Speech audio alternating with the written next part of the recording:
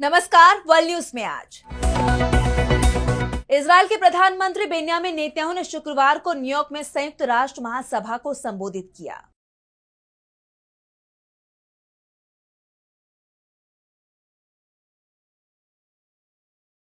इस संबोधन के दौरान दो बड़ी घटनाएं हुई। एक तो नेतन्याहू जब भाषण देने पहुंचे तो 50 देशों के 100 डिप्लोमेट्स हॉल से बाहर चले गए, यानी लगभग खाली कुर्सियों को नेतन्याहू ने संबोधित किया।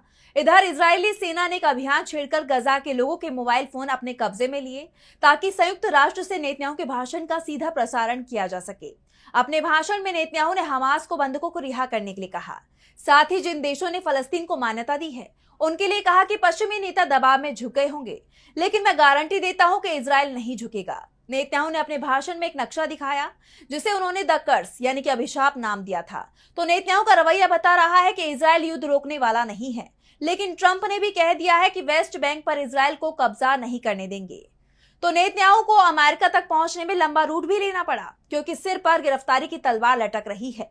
तो किस तरह अकेले पड़ रहे हैं नेतन्याहू, इस पर हम करेंगे विस्तार से चर्चा, लेकिन आइए जरा उन खबरों को भी देख ले जिन पर आगे होगी बात। रूस और यूक्रेन की जंग के बीच अमेरिका ने बुला ली सैन्य अधिकारियों की बड़ी बैठक, महायुद्ध का बढ़ा खतरा।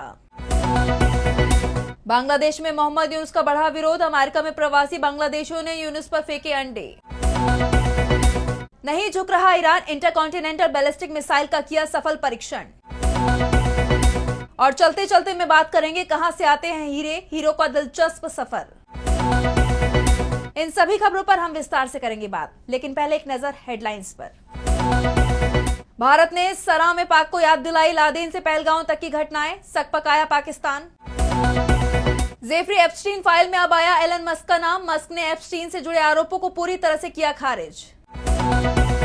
फिलिस्तीनियों के मानवाधिकारों के उल्लंघन में संलिप्तता को लेकर 68 और कंपनियों को संयुक्त राष्ट्र ने काली सूची में डाला।